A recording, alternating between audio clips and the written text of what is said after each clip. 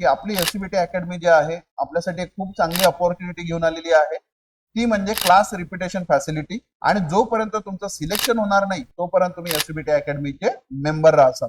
बरेच विद्यार्थी असे आहेत जे सध्या ग्रॅज्युएशनला आहेत किंवा ज्यांचं नुकतंच 12वी झालेलं आहे आणि त्यांना क्लिअर सुद्धा आहे की समोर जाऊन आपल्याला बँकिंग, एसएससी, रेल्वे किंवा एमबीए मध्ये करिअर करायचं आहे.